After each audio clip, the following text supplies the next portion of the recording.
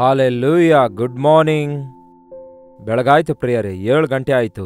ಅನುದಿನದ ಧ್ಯಾನಕ್ಕಾಗಿ ಸಿದ್ಧವಾಗಿದ್ದೀರೋ? ಬನ್ನಿ ಹಾಗಾದರೆ ಪ್ರಾರ್ಥನೆಯೊಂದಿಗೆ ವಾಕ್ಯವನ್ನು ಧ್ಯಾನಿಸೋಣ. ಪರಿಶುದ್ಧ ದೇವರೇ, ಮತ್ತೊಮ್ಮೆ ನಿಮ್ಮ ವಾಕ್ಯಕ್ಕಾಗಿ ಯಾವುದೇ ಕಾಲ ಸಮಯದಲ್ಲಿ ಕಾದುಕೊಂಡು ನಿಮ್ಮೊಂದಿಗೆ ನಿಮ್ಮ ವಾಕ್ಯದೊಂದಿಗೆ ಪ್ರಾರಂಭಿಸುವಾಗ ನಮ್ಮ ಜೀವಿತವೆಲ್ಲ, ನಮ್ಮ ದಿನವೆಲ್ಲ ಆಶೀರ್ವದಿಸಲ್ಪಡುತ್ತೇವೆ ಎಂಬುದಾಗಿ ನಿಮ್ಮ ಕೃಪೆಯಲ್ಲಿ, ನಿಮ್ಮ ಜ್ಞಾನದಲ್ಲಿ ನಡೆಯುತ್ತೇವೆ ಎಂಬ ನಂಬಿಕೆಯೊಂದಿಗೆ ನಿಮ್ಮ ವಾಕ್ಯ ಧ್ಯಾನಿಸ್ತೇವೆ. ನಮ್ಮೊಂದಿಗೆ ಮಾತಾಡಿರೆಂದು ಕ್ರಿಸ್ತನ ನಾಮದಲ್ಲಿ ಬೇಡುತ್ತೇನೆ ತಂದೆಯೇ, ಆಮೇನ್. ದೇವರಿಗೆ ಸ್ತೋತ್ರ. ಹೇಗಿದ್ದೀರಿ ಪ್ರಿಯರೇ? ಪ್ರಶಾಂತವಾಗಿ ನಿದ್ದೆ ಮಾಡಿದ್ದೀರಾ? ದೇವರನ್ನು ಸ್ತುತಿಸುತ್ತಾ ಎಚ್ಚರಗೊಂಡು ಆತನ ಸಾಕ್ಷಿಯಾಗಿ ನಿಲ್ಲಬೇಕು ಎಂಬುದಾಗಿ ಪ್ರಾರ್ಥನೆ ಮಾಡ್ತಾ ಇದ್ದೀರಾ? ನಾವು ಈ ಲೋಕದಲ್ಲಿರುವಾಗ ಶಾಂತಿ ಸಮಾಧಾನಗಳು ಹೊಂದಿಕೊಂಡಿರಬೇಕಾದರೆ ದೇವರೊಂದಿಗಿನ ಸಹವಾಸ ಇರಬೇಕು, ದೇವರ ಸಹಾಯ ಬೇಕು, ದೇವರ ಸನ್ನಿಧಿಯನ್ನು ಅನುಭವಿಸುತ್ತಾ ದೇವರ ಚಿತ್ತ ಅರಿತುಕೊಂಡು ಮುಂದಕ್ಕೆ ಸಾಗಬೇಕು. ಲೋಕವನ್ನು ಸಂತೋಷಪಡಿಸಬೇಕೆಂದು, ಮನುಷ್ಯರೊಂದಿಗೆ ಸಂತೋಷವಾಗಿರಬೇಕೆಂದು, ಈ ಲೋಕದಲ್ಲಿ ಏನಾದರೂ ಹೊಂದಬೇಕೆಂದು ನಾವು ಎಷ್ಟೇ ಪ್ರಯತ್ನ ಮಾಡಿದರೂ ಕೂಡ ಅದು ನಡೆಯುವುದಿಲ್ಲ ಪ್ರಿಯರೇ. ನೀವೇ ಹೇಳ್ರಿ, ಇತರರನ್ನು ಪ್ರಯತ್ನ ಪಡಿಸುವುದಕ್ಕಾಗಿ ನೀವು ಎಷ್ಟೇ ಕಷ್ಟಪಟ್ಟರೂ ಕೂಡ ಕೊನೆಗೆ ಏನ್ ಮಾಡಿದ್ದೀರಿ ಎಂದು ನಿಮಗೆ ಜನರು ಹೇಳ್ತಾರಲ್ಲವೇ? 100 ಕಾರ್ಯ ಮಾಡಿ ಒಂದೇನಾದರೂ ಮಾಡದಿದ್ದರೆ ನಿಮ್ಮಿಂದ ನನಗೆ ಪ್ರಯೋಜನ ಇಲ್ಲ ಎಂದು ಮನುಷ್ಯರು ಹೇಳುತ್ತಾರೆ. ಅದನ್ನು ಕೇಳಿದ ನಾವು ಎಷ್ಟೋ ಕುಗ್ಗಿ ಹೋಗ್ತೇವೆ. ಮನುಷ್ಯರನ್ನು ಮೆಚ್ಚಿಸುವುದು ನಮ್ಮಿಂದ ಆಗಲ್ಲ ಪ್ರಿಯರೇ. ಅಷ್ಟಕ್ಕೂ ಮಾನವ ಜೀವಿತ ಅನ್ನುವುದೇ ಒಂದು ದೌರ್ಭಾಗ್ಯದ ಜೀವಿತವಾಗಿದೆ ಎಂದು ಹೇಳಬಹುದು. ಹೌದಲ್ಲವೇ? ಯಾವ ಅರ್ಥಗರ್ಭಿತವಾಗಿಲ್ಲದೆ ಅನೇಕರು ಈ ದಿನ ಜೀವಿಸ್ತಿದ್ದಾರೆ. ಯೇಸು ಕ್ರಿಸ್ತನನ್ನು ಅರಿತಿರುವ ನಾವು ಇನ್ನೂ ಅಂತಹ ಜೀವಿತವೇ ಜೀವಿಸುವುದಾದರೆ ಇನ್ನು ಪ್ರಯೋಜನವೇನಿರುತ್ತೆ? ಯೇಸು ನಮ್ಮ ಜೀವಿತಕ್ಕೆ ಒಂದು ಗಮ್ಯವನ್ನು ತೋರಿಸಿದ್ದಾರೆ. ಅದಕ್ಕೆ ಯೇಸುವನ್ನು ಅರಿತಂಥವರು ಯೇಸು ಕ್ರಿಸ್ತನನ್ನು ನಂಬಿ ದೀಕ್ಷಾಸ್ನಾನ ತೆಗೆದುಕೊಂಡು ನಾನು ಯೇಸುವಿನ ಮಗು ಎಂದು ಹೇಳುವ ಪ್ರತಿಯೊಬ್ಬರೂ ದೇವರಿಗೆ ಇಷ್ಟಕರವಾಗಿ ನಡೆದುಕೊಳ್ಳಬೇಕು. ರೋಮಪುರದವರಿಗೆ ಬರೆದ ಪತ್ರಿಕೆ 13ನೇ ಅಧ್ಯಾಯದ 11ನೇ ವಚನದಿಂದ ಓದುತ್ತಾ ಇದ್ದೇನೆ, ಕೇಳ್ರಿ. ಈಗಿನ ಕಾಲವು ನಿದ್ದೆಯಿಂದ ಎಚ್ಚರವಾಗತಕ್ಕ ಕಾಲವೆಂದು ಅರಿತು ಇದನ್ನೆಲ್ಲ ಮಾಡಿರಿ. ಅಂದರೆ ನಿದ್ದೆ ಮಾಡಿದ್ದಕ್ಕೆ ನಾವು ಎಚ್ಚರಗೊಳ್ಳುತ್ತೇವೆ. ಹಾಗೆಯೇ ಯೇಸುವಿನ ಬರೋಣದ ಸಮಯ ಸಮೀಪವಾಗಿದೆ ಎಂಬುದಾಗಿ ಮತ್ತಿನಿಂದ ಅಹಿತವಾದ ಕಾರ್ಯಗಳಿಂದ ಮತ್ತರಾಗಿರದೆ ಎಚ್ಚರವಾಗಿದ್ದು ಪ್ರಾರ್ಥಿಸಬೇಕೆಂದು ದೇವರ ವಾಕ್ಯ ಹೇಳ್ತದೆ. ನಾವು ಕ್ರಿಸ್ತನನ್ನು ಮೊದಲು ನಂಬಿದ ಕಾಲದಲ್ಲಿ ಇದ್ದದಕ್ಕಿಂತ ಈಗ ನಮಗೆ ವಿಮೋಚನೆಯು ಹತ್ತಿರವಾಯಿತು. ಬಹಳ ಮಟ್ಟಿಗೆ ಕಳೆಯಿತು, ಹಗಲು ಸಮೀಪವಾಯಿತು. ಹಾಗಾಗಿ ಕತ್ತಲೆಗೆ ಅನುಗುಣವಾದ ಕೃತ್ಯಗಳನ್ನು ಬಿಟ್ಟು ಬೆಳಕಿಗೆ ಅನುಗುಣವಾದ ಯುದ್ಧಾಯುಧಗಳನ್ನು ಧರಿಸಿಕೊಳ್ಳೋಣ.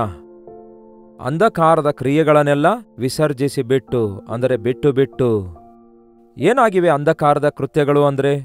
13ನೇ ವಚನ ಹೇಳ್ತದೆ, ದುಂದೌತಣ ಕುಡುಕತನಗಳಲ್ಲಿ ಆಗಲಿ, ಕಾಮ ವಿಲಾಸ ನಿರ್ಲಜ್ಜ ಕೃತ್ಯಗಳಲ್ಲಿ ಆಗಲಿ, ಜಗಳ ಹೊಟ್ಟೆ ಕಿಚ್ಚುಗಳಲ್ಲಾಗಲಿ. ಏನಂತೆ? ದುಂದೌತಣ ಕುಡುಕತನಗಳಲ್ಲಿ ಆಗಲಿ, ಕಾಮ ವಿಲಾಸ ನಿರ್ಲಜ್ಜ ಕೃತ್ಯಗಳಲ್ಲಾಗಲಿ. ಏನಂತೆ? ಈಟಿಂಗ್, ಡ್ರಿಂಕಿಂಗ್ ಅಂಡ್ ಡಾನ್ಸಿಂಗ್, ತಿಂದು ಕುಡಿದು ಸುಖ ಪಡೋದು. ಒರಿಜಿನಲ್ ಲ್ಯಾಂಗ್ವೇಜ್ ಅಲ್ಲಿ ಹೇಳುತ್ತೆ, ತಿಂದು ಕುಡಿದು ಅನುಭವಿಸು. ಸೆಕ್ಸುವಲ್ ಸಿನ್ ಎಂದರ್ಥ. ಮನುಷ್ಯರು ಅದರ ಮೇಲೆ ಧ್ಯಾನ ಇಟ್ಟಿದ್ದಾರೆ. ನೋಡಿರಿ, ಯವನಸ್ಥರು ಕ್ಲಬ್ಗಳಿಗೆ ಪಬ್ಗಳಿಗೆ ಓಡಿ ಹೋಗ್ತಾರೆ. ಕಾಲೇಜ್ ಸ್ಟೂಡೆಂಟ್ಸ್ಗಳು ಕೂಡ ಹೋಗ್ತಾರೆ. ಪ್ರತಿಯೊಬ್ಬನು ತಿನ್ನುವುದರಲ್ಲಿಯೂ ಕುಡಿಯುವುದರಲ್ಲಿಯೂ ಆ ಕಾರ್ಯಗಳಲ್ಲಿ ಆಸಕ್ತರಾಗಿದ್ದಾರೆ ಹೊರತು ಅಷ್ಟಕ್ಕೂ ಅವರ ಜೀವಿತದ ಗಮ್ಯ ಏನಾಗಿದೆ? ಜೀವಿತದ ಧ್ಯೇಯ ಏನಾಗಿದೆ?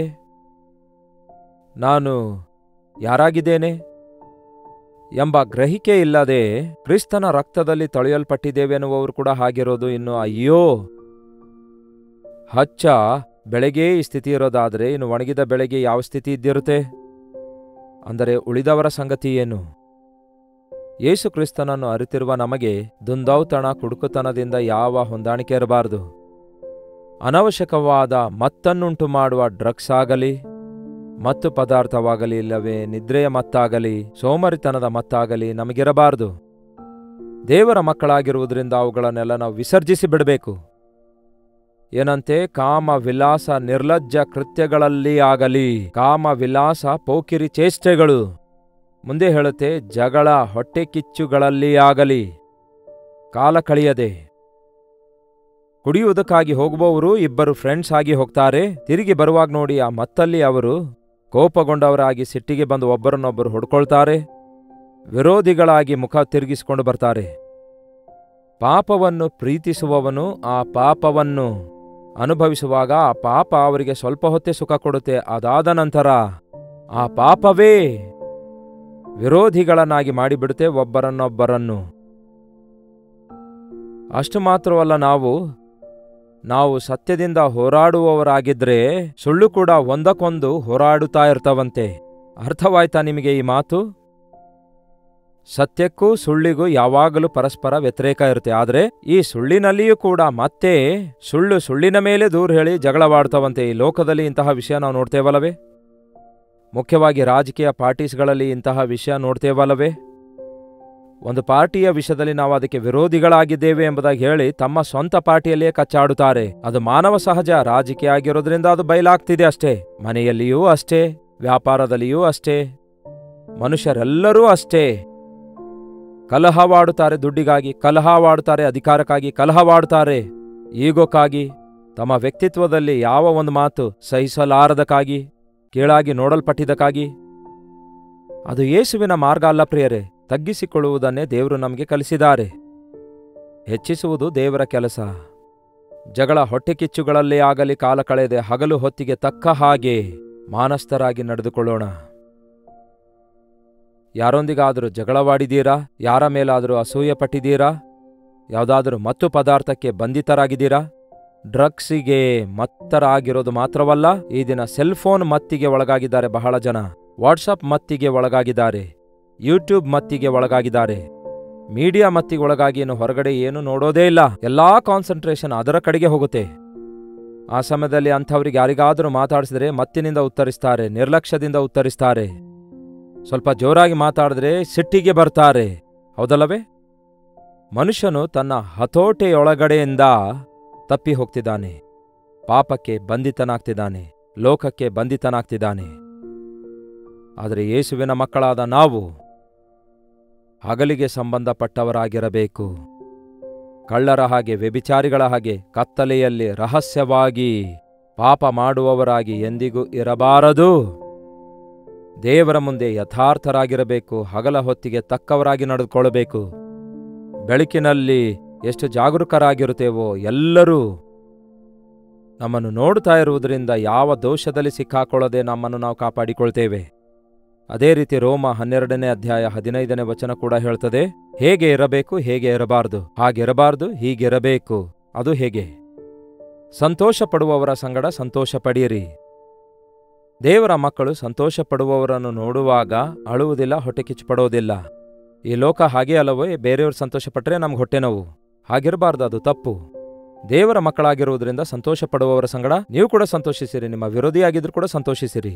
ನಿಮಗಿಷ್ಟವಿಲ್ಲದವರಿದ್ರೂ ಸಹ ಅವರ ಸಂತೋಷದಲ್ಲಿ ನೀವು ಸಹ ಸಂತೋಷ ಪಡೆಯಿರಿ. ದುಃಖಿಸುವವರ ಸಂಗಡ ಇಲ್ಲವೇ ಅಳುವವರ ಸಂಗಡ ಅಳೆಯಿರಿ. ಯಾರಾದ್ರೂ ಹತ್ರ ನಮಗೆ ಬಹಳ ಸಂತೋಷ, ಚಪ್ಪಾಳೆ ತಡ್ತಿರ್ತೇವೆ, ಚೆನ್ನಾಗಾಯ್ತು ಅನ್ನುತ್ತೇವೆ. No no no no that's wrong. ಅಳುವವರ ಸಂಗಡ ಅಳೆಯಿರಿ, ಅವರ ದುಃಖವನ್ನು ಹಂಚಿಕೊಳ್ಳಿರಿ. ನಿಮ್ಮೊಳಗೆ ಏಕ ಮನಸ್ಸುಳ್ಳವರಾಗಿ ಇರಿ. ಇದು ಬಹಳ ಪ್ರಾಮುಖ್ಯವಾಗಿದೆ. ಮನುಷ್ಯರು ಒಂದಾಗಿರುವಂಥದ್ದು ಸುಲಭ, ಆದರೆ ಮನಸ್ಸು ಒಂದಾಗಿರುವುದು ಬಹಳ ಕಷ್ಟ. ಮನಸ್ಸು ಒಂದಾಗಲಾರದೆ ಇರುವುದಕ್ಕಾಗಿ ಪಾಪವೇ ಕಾರಣವಾಗಿದೆ. ತೊಳೆಯಲ್ಪಟ್ಟಂತಹ ಹೃದಯ, ಕ್ರಿಸ್ತನ ರಕ್ತದಲ್ಲಿ ತೊಳೆಯಲ್ಪಟ್ಟ ಹೃದಯ, ಅಂತಹ ಆತ್ಮಿಕರ ಹೃದಯ ಎಲ್ಲರ ಸಂಗಡ ಬೆರೆತುಕೊಳ್ತದೆ. ಪಾಪ ಇರುವ ಹೃದಯ ಪಕ್ಕದಲ್ಲಿರುವ ಹೆಂಡತಿಯೊಂದಿಗೆ, ಮಕ್ಕಳೊಂದಿಗೆ, ಡೀಪ್ ಪ್ರಾಣ ಸ್ನೇಹಿತರು ಅನ್ನುತ್ತಾರಲ್ಲವೇ, ಅಂತಹ ಸ್ನೇಹಿತರ ಸಂಗಡವೂ ಕೂಡ ಬೆರೆತಿರುವಂತೆ ಕಾಣಿಸಿಕೊಳ್ತಾರೆ. ಆದರೆ ಆ ಹೃದಯ ಒಂದಾಗಿರೋದಿಲ್ಲ. ಮನಸ್ಸುಗಳನ್ನು ಒಂದುಗೂಡಿಸುವ ಆತನು ನಮ್ಮ ಕರ್ತನು. ಕ್ರಿಸ್ತನ ರಕ್ತದಿಂದ ಪ್ರೀತಿಯ ಬಾಂಧವ್ಯ ನಮ್ಮೊಳಗೆ ಬರುತ್ತದೆ. ದೇವರ ಮಕ್ಕಳಾದ ನಂತರ ಭಿನ್ನಾಭಿಪ್ರಾಯ ಇರೋದಿಲ್ಲ, ವ್ಯತ್ಯಾಸಗಳು ಇರ್ತವೆ. ಎಲ್ಲರೂ ನಿಮ್ಮ ಹಾಗೆ ಇರುವುದಿಲ್ಲ, ಎಲ್ಲರೂ ಅವರ ಹಾಗೆಯೂ ಇರೋದಿಲ್ಲ. ಅವರನ್ನು ನಾವು ಸಹಿಸಿಕೊಳ್ಬೇಕು, ನಮ್ಮನ್ನು ಅವರು ಸಹಿಸಿಕೊಳ್ಬೇಕು. ನಮ್ಮಲ್ಲಿ ಲೋಪಗಳಿವೆ, ಅವರು ಸಹಿಸಿಕೊಳ್ತಿದ್ದಾರೆ, ಅವರ ಲೋಪಗಳನ್ನು ನಾವು ಸಹಿಸಿಕೊಳ್ತಿದ್ದೇವೆ. ಅಷ್ಟೇ ಹೊರತು ಒಬ್ಬರ ಲೋಪಗಳನ್ನು ಒಬ್ಬರು ಎತ್ತಿ ತೋರಿಸುತ್ತಾ ಕೂತ್ಕೊಂಡ್ರೆ ಮನಸ್ಸುಗಳು ಹೇಗೆ ಒಂದಾಗ್ತವೆ? ಎಲ್ಲರೂ ಒಂದು ವೇಳೆ ತಮ್ಮ ಸಂಗತಿಯನ್ನು ತಾವೇ ನೋಡಿಕೊಂಡು ಸರಿಪಡಿಸಿಕೊಂಡ್ರೆ ಚೆನ್ನಾಗಿರುತ್ತೆ. ಆದರೆ ಇತರರ ತಪ್ಪುಗಳನ್ನು ತಿದ್ದಲು ಪ್ರಯತ್ನಿಸುತ್ತಾರೆ. ಯಾರೋ ಒಬ್ರು ಹೇಳಿದ್ದಾರೆ, ಇತರರ ತಪ್ಪುಗಳನ್ನು ಹುಡುಕುವಷ್ಟು ಸಾರಿ ನನ್ನ ಹೃದಯ ಮತ್ತಷ್ಟು ಕೆಟ್ಟು ಹೋಗ್ತದೆ ಎಂದಿದ್ದಾರೆ. ಮನಸ್ಸು ಒಂದಾಗಲಾರ್ದಕ್ಕಾಗಿ ಕಾರಣ ಮನಸ್ಸಿನಲ್ಲಿ ಅಹಂಕಾರ ಇರುತ್ತೆ, ಕೋಪ, ದ್ವೇಷ, ಈಗೋ, ಇನ್ನೇನಂತಾರೆ ಆಟಿಟ್ಯೂಡ್, ಇಂಗ್ಲಿಷ್ ಪದ ಕೂಡ ಹೆಚ್ಚು ಬಳಸ್ತಾರಲ್ಲವೇ. ನಾನು ಎಂಬ ಅಹಂಭಾವ ಇರುವಾಗ ನಾವು ಇತರರೊಂದಿಗೆ ಒಂದಾಗೋದಿಲ್ಲ. ಮನಸ್ಸಲ್ಲಿ ಏಕಮನಸ್ಸುಳ್ಳವರಾಗಿರಿ. ನಮ್ಮ ಯೇಸು ಮನಸ್ಸನ್ನು ಒಂದುಗೂಡಿಸುವಾತನು, ಮನುಷ್ಯರನ್ನು ಒಂದುಗೂಡಿಸುವಾತನಾಗಿದ್ದಾರೆ, ತನ್ನ ಪ್ರೀತಿಯಿಂದ ತುಂಬಿಸುವಾತನಾಗಿದ್ದಾರೆ. ದೊಡ್ಡಸ್ತಿಕೆಯ ಮೇಲೆ ಮನಸ್ಸಿಡದೆ ದೀನರ ಸಂಗಡ ಬಳಕೆಯಾಗಿರ್ರಿ. ಸಿಗಲಾರದವುಗಳಿಗಾಗಿ ತವಕಪಡಬಾರದು, ಇರುವವುಗಳಲ್ಲಿಯೇ ಸಂತೋಷ ಪಡೆಯಿರಿ. ನಿಮ್ಮನ್ನು ನೀವೇ ಬುದ್ಧಿವಂತರೆಂದು ಎಣಿಸಿಕೊಳ್ಳಬೇಡಿರಿ. ನಾನೇ ಬುದ್ಧಿವಂತನು ಅಂತ ನೀವೇ ಹೇಳ್ಕೊಂಡ್ರೆ, ನಿಮ್ಮ ಸರ್ಟಿಫಿಕೇಟ್ ನೀವೇ ಕೊಟ್ರೆ ಅದು ಹೇಗೆ ನಡೆಯುತ್ತೆ? ಬೇರೆ ಯಾರಾದರೂ ನಮಗೆ ಸರ್ಟಿಫಿಕೇಟ್ ಕೊಡಬೇಕಲ್ಲವೇ? ನಮ್ಮ ಮೆಡಲ್ಸ್ ನಾವೇ ಕೊರಳಲ್ಲಿ ಹಾಕಿಕೊಂಡ್ರೆ ಏನ್ ಚೆನ್ನಾಗಿರುತ್ತೆ? ಬೇರೆಯವರು ನಮ್ಮ ಪ್ರವರ್ತನೆ ನೋಡಿ, ನಮ್ಮ ಯೋಗ್ಯತೆ ನೋಡಿ ನಮಗೆ ಆ ಮೆಡಲ್ಸ್ ಕೊಡಬೇಕು, ಇಲ್ಲವೇ ಬಹುಮಾನ ಕೊಡಬೇಕು. ಇದನ್ನ ಎಲ್ಲರೂ ತಮ್ಮನ್ನು ತಾವು ಹೆಚ್ಚಿಸಿಕೊಳ್ತಿದ್ದಾರೆ, ಇತರರನ್ನು ತಗ್ಗಿಸಿ ಬಿಡ್ತಿದ್ದಾರೆ. ಆಗ ಏಕಮನಸ್ಸು ಹೇಗೆ ಬರುತ್ತೆ? ದೇವರ ಮಕ್ಕಳಾದ ನಾವು ಏಕಮನಸ್ಸುಳ್ಳವರಾಗಿರಬೇಕು. ನಮ್ಮನ್ನು ನಾವು ತಗ್ಗಿಸಿಕೊಳ್ಳಬೇಕು. ನಮಗಿಂತಲೂ ಇತರರನ್ನು ಯೋಗ್ಯರೆಂದು ನಾವು ಎಣಿಸುವುದಾದರೆ ದೇವರ ಮಕ್ಕಳೆಂದು ನಿರೂಪಿಸಲ್ಪಡುತ್ತದೆ. ದೇವರು ನಮ್ಮ ವಿಷಯದಲ್ಲಿ ಸಂತೋಷ ಪಡ್ತಾರೆ. ನೋಡಿರಿ, ನಿಮ್ಮನ್ನು ನೀವೇ ಬುದ್ಧಿವಂತರೆಂದು ಎಣಿಸಿಕೊಳ್ಳಬೇಡಿರಿ. ಯಾರಿಗೂ ಅಪಕಾರಕ್ಕೆ ಅಪಕಾರ ಮಾಡಬೇಡಿರಿ. ಯಾರೋ ತಪ್ಪು ಮಾಡಿ ಯಾರೋ ನಿಮಗೆ ಕೇಡು ಮಾಡಿದ್ದಾರೆ, ನೀವು ಕೂಡ ಅದೇ ತಪ್ಪು ಮಾಡಿ ಹಲ್ಲಿಗೆ ಹಲ್ಲು, ಕಣ್ಣಿಗೆ ಕಣ್ಣು, ಪೆಟ್ಟಿಗೆ ಪೇಟು ಅಂದ್ರೆ ಆಗ ನಿಮಗೂ ಇತರರಿಗೂ ಏನ್ ವ್ಯತ್ಯಾಸ ಇರುತ್ತೆ? ಕೇಡು ಮಾಡಿದ್ದಕ್ಕೆ ಮೇಲನ್ನು ಮಾಡಿರಿ. ಬಾಧೆ ಪಡಿಸಿದಾಗ ಅವರನ್ನು ಪ್ರೀತಿಸಿರಿ, ಅಂಥವರನ್ನು ಕ್ಷಮಿಸಿರಿ, ಅವರಿಗೋಸ್ಕರ ಪ್ರಾರ್ಥಿಸಿರಿ. ಅದನ್ನೇ ನಮ್ಮ ಯೇಸು ಕಲಿಸಿಕೊಟ್ಟಿದ್ದಾರೆ. ಯೇಸುವಿನ ಗುಣಲಕ್ಷಣ ನಾವು ಹೊಂದಿಕೊಳ್ಳಲಾರದೆ ಯೇಸುವಿನ ರಾಜ್ಯದಲ್ಲಿ ಹೇಗಿರಲಿಕ್ಕಾಗತ್ತೆ? ಯೇಸು ಕ್ರಿಸ್ತನ ಹಾಗೆ ಈ ಲೋಕದಲ್ಲಿ ನಾವು ಜೀವಿಸಲಾರದೆ ಯೇಸುವಿನ ಮಕ್ಕಳೆಂದು ನಾವು ಹೇಗೆ ಹೇಳಿಕೊಳ್ಳಲಿಕ್ಕಾಗತ್ತೆ? ಅದಕ್ಕೆ ತಾನೇ ಈ ಲೋಕ ನಂಬುತ್ತಾ ಇಲ್ಲ. ಎಲ್ಲರ ಹಾಗೆ ನೀವು ಕೂಡ ಇರುವುದಾದರೆ, ಅತ್ಯಾಸಕ್ತಿಯಿಂದಿರೋದಾದರೆ, ಎಲ್ಲರ ಹಾಗೆ ನೀವು ಲೋಕ ಪಾಪಕ್ಕೆ ಬಂದಿಯಾಳುಗಳಾಗಿರೋದಾದ್ರೆ, ಪಾಪ ಪ್ರೀತಿಸುವ ವ್ಯಕ್ತಿಯಾಗಿರೋದಾದ್ರೆ, ಅಹಂಭಾವದಿಂದಿರೋದಾದ್ರೆ, ಮತ್ಸರದಿಂದಿರೋದಾದ್ರೆ, ವಿವಾದದಿಂದಿರೋದಾದ್ರೆ, ವಿಮರ್ಶಕರಾಗಿರೋದಾದ್ರೆ, ಯಾರಿಗೆ ಬೇಕು ನಿಮ್ಮ ಭಕ್ತಿ? ಯೇಸುವೇ, ನಿಮ್ಮ ಪ್ರೀತಿಯಿಂದ ನನ್ನನ್ನು ತುಂಬಿಸುವೀರಾ? ನಿಮ್ಮ ಹಾಗೆ ಪ್ರೀತಿಸುವ ಜೀವಿತವನ್ನು ನಿಮ್ಮ ಹಾಗೆ ಜೀವಿಸುವ ಕೃಪೆ ನನಗೆ ಅನುಗ್ರಹಿಸುವಿರಾ ಎಂದು ಅನುದಿನವೂ ನಾವು ಪ್ರಾರ್ಥಿಸಬೇಕು. ಹಳೆಯ ಆದಾಮನ ಸ್ವಭಾವವನ್ನು ಬಿಟ್ಟು ಕ್ರಿಸ್ತ ಯೇಸುವಿಗಿರುವ ಸ್ವಭಾವ ಧರಿಸಿಕೊಳ್ಳಿರಿ ಎಂಬುದಾಗಿ ದೇವರ ವಾಕ್ಯ ಹೇಳ್ತದೆ. ನಿಮ್ಮನ್ನು ನೀವೇ ಬುದ್ಧಿವಂತರೆಂದು ಎಣಿಸಿಕೊಳ್ಳಬೇಡಿರಿ, ಅಪಕಾರಕ್ಕೆ ಅಪಕಾರ ಮಾಡಬೇಡಿರಿ. ಎಲ್ಲರ ದೃಷ್ಟಿಯಲ್ಲಿ ಯಾವುದು ಗೌರವವಾದದ್ದೋ ಅದನ್ನೇ ಯೋಚಿಸಿ ಸಾಧಿಸಿರಿ. ಮನುಷ್ಯರೆಲ್ಲರಿಗೆ ಯಾವುದು ಪ್ರಯೋಜನವಾಗಿದೆಯೋ ಅದನ್ನು ಮಾಡಿರಿ. ನಿಮ್ಮ ಸ್ವಪ್ರಯೋಜನ ಮಾತ್ರ ಆಲೋಚಿಸಬೇಡಿರಿ. ನನಗೆ ಸ್ವಪ್ರಯೋಜನವಾದದ್ದು ಅಂದರೆ ನನಗೆ ಪ್ರಯೋಜನವಾದದ್ದು ಇತರರಿಗೆ ಹಾನಿಕರವಾಗಿದೆ ಅನ್ನೋದಾದ್ರೆ ಅದನ್ನು ಬಿಟ್ಟು ಬಿಡಬೇಕು. ಅದನ್ನೇ ಯೇಸು ನಮಗೆ ಕಲಿಸಿದ್ದಾರೆ. ಇದನ್ನ ನೋಡಿರಿ, ನೀವು ಹೆಚ್ಚಿಸಿಕೊಳ್ಳುವುದಕ್ಕಾಗಿ ಇತರರನ್ನು ಕಡಿಮೆ ಮಾಡಿ ಮಾತಾಡೋದು, ನೀವು ದೊಡ್ಡವರೆಂದು ಹೇಳಿಕೊಳ್ಳುವುದಕ್ಕಾಗಿ ಇತರರಿಗೆ ಕೀಳಾಗಿ ಮಾತಾಡೋದು, ಈ ರೀತಿಯ ಕಾರ್ಯಲೋಕದಲ್ಲಿ ಎಲ್ಲೆಡೆ ನೋಡ್ತೇವಲ್ಲವೇ? ಇದು ಸೈತಾನನ ಪದ್ಧತಿ, ಈ ಲೋಕದ ಪದ್ಧತಿಯಾಗಿದೆ. ಆದರೆ ಯೇಸು ಕ್ರಿಸ್ತನು ನಮಗೆ ಕಲಿಸಿರೋದೇನೆಂದರೆ, ಇತರರಿಗೆ ಉತ್ತಮರೆಂದೆಣಿಸಲು ನಿಮ್ಮನ್ನು ನೀವು ತಗ್ಗಿಸಿಕೊಳ್ಳಿರಿ ಎಂದಿದ್ದಾರೆ. ಇತರರನ್ನು ಪ್ರೀತಿಸುವುದಕ್ಕಾಗಿ ನೀವು ಇತರರಿಂದ ಎಷ್ಟೇ ದ್ವೇಷಕ್ಕೊಳಗಾದರೂ ಸಹಿಸಿಕೊಳ್ಳ್ರಿ ಎಂದು ನಮಗೆ ಯೇಸು ಕಲಿಸಿಕೊಟ್ಟಿದ್ದಾರೆ. ಕೆಲವು ಸಾರಿ ನೋಡಿರಿ, ನಾವು ಮಕ್ಕಳೊಂದಿಗೆ ಆಟ ಆಡ್ತಾ ಇರ್ತೇವೆ, ಅವರೇ ಜಯ ಸಾಧಿಸಿದ್ರು, ನಾವೇ ಸೋತು ಹೋದೆವು ಎನ್ನುವಂತಹ ಚಿಕ್ಕ ಚಿಕ್ಕ ಆಟ ಆಡುವಾಗ ಬೇರೆಯವರು ಸೋತು ಹೋದಾಗ ಇತರರು ಎಷ್ಟೋ ಆನಂದ ಪಡ್ತಾರಲ್ಲವೇ? ನನ್ನ ತಂದೆಗೆ ಸೋಲಿಸಿದೆ, ತಾಯಿಗೆ ಸೋಲಿಸಿದೆ, ಅಣ್ಣನಿಗೆ ಸೋಲಿಸಿದೆ. ಅದೇ ರೀತಿಯಾಗಿ ಇತರರ ವಿಷಯದಲ್ಲಿ, ಪ್ರತಿಯೊಬ್ಬರ ವಿಷಯದಲ್ಲಿ ನಾವು ನಡೆದುಕೊಳ್ಳುವಾಗ ದೇವರ ನಾಮ ಮಹಿಮೆ ಹೊಂದುತ್ತದೆ. ಅಂತಹ ವ್ಯಕ್ತಿಗಳನ್ನು ನಾವು ಕರ್ತನಿಗೋಸ್ಕರ ಸಂಪಾದಿಸಿಕೊಳ್ಳಲು ಸಾಧ್ಯವಾಗುತ್ತೆ. ಎಲ್ಲರ ದೃಷ್ಟಿಗೆ ಯಾವುದು ಗೌರವವಾದದೋ ಅದನ್ನೇ ಯೋಚಿಸಿ ಸಾಧಿಸಿರಿ. ಸಾಧ್ಯವಾದರೆ ನಿಮ್ಮಿಂದಾಗುವಷ್ಟು ಮಟ್ಟಿಗೆ ಎಲ್ಲರ ಸಂಗಡ ಸಮಾಧಾನದಿಂದಿರಿ. ನಿಮ್ಮಿಂದ ಸಾಧ್ಯವಾದಷ್ಟು ಮಟ್ಟಿಗೆ ಅಂದರೆ ಎಲ್ಲರೊಂದಿಗೆ ಸಮಾಧಾನ ಅಂದರೆ ಸಮ್ಮತಿಸು ಅಂತ ಹೇಳ್ತಾ ಇಲ್ಲ ಇಲ್ಲಿ. ಎಲ್ಲರೊಂದಿಗೆ ಎಲ್ಲಾ ವಿಷಯಗಳಲ್ಲಿ ನಾವು ಒಪ್ಪಿಕೊಳ್ಳಲಾಗುವುದಿಲ್ವಲ್ಲ. ಆದರೆ ದೇವರ ವಾಕ್ಯಕ್ಕೆ, ದೇವರ ನಾಮಕ್ಕೆ, ನಮ್ಮ ಪರಿಶುದ್ಧತೆಗೆ ಅಭ್ಯಂತರ ಇಲ್ಲದಂತಹ ವಿಷಯಗಳಿಗೆಲ್ಲ ನಮ್ಮಿಂದ ಸಾಧ್ಯವಾದಷ್ಟು ಮಟ್ಟಿಗೆ ಇತರರೊಂದಿಗೆ ಸಮಾಧಾನವಾಗಿರೋಣ. ಬಟ್ ಪಾಪದ ವಿಷಯದ ಹೊರತಾಗಿ ಬೇರೆ ಯಾವುದೇ ವಿಷಯದಲ್ಲಾಗಲಿ ನಾವು ಬಿಟ್ಟು ಬಿಡುವುದಕ್ಕಾಗಿ ಸಿದ್ಧರಾಗಿರಬೇಕು.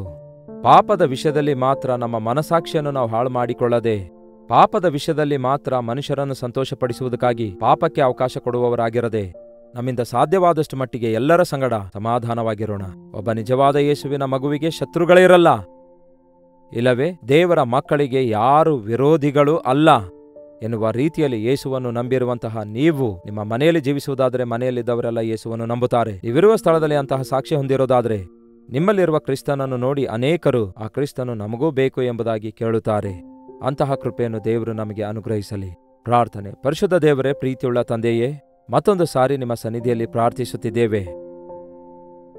ಎಷ್ಟೋ ಸಾರಿ ದೇವರೇ ನಿಮ್ಮ ಮಕ್ಕಳೆಂದು ಹೇಳಿಕೊಳ್ಳುತ್ತಾ ಲೋಕಾನುಸಾರವಾದವರಾಗಿಯೇ ಜೀವಿಸುತ್ತಿದ್ದೇವೆ. ಶರೀರ ಕಾರ್ಯಗಳಿಗೆ ಅವಕಾಶ ಕೊಡ್ತಿದ್ದೇವೆ. ಕೋಪ ತಾಪಗಳಿಗೆ, ದ್ವೇಷಗಳಿಗೆ, ಶರೀರ ಇಚ್ಛೆಗಳಿಗೆ, ಲೋಕದ ಆಸೆಗಳಿಗೆ ಅವಕಾಶ ಕೊಟ್ಟು ನಿದ್ರೆಯ ಮತ್ತಿನಲ್ಲಿ, ಪಾಪದ ಮತ್ತಿನಲ್ಲಿ, ಲೋಕದ ಮತ್ತಿನಲ್ಲಿದ್ದು ನಿಮ್ಮನ್ನು ಮರೆತು ಹೋಗುವ ಸ್ಥಿತಿಯಲ್ಲಿರುತ್ತಿದ್ದೇವೆ.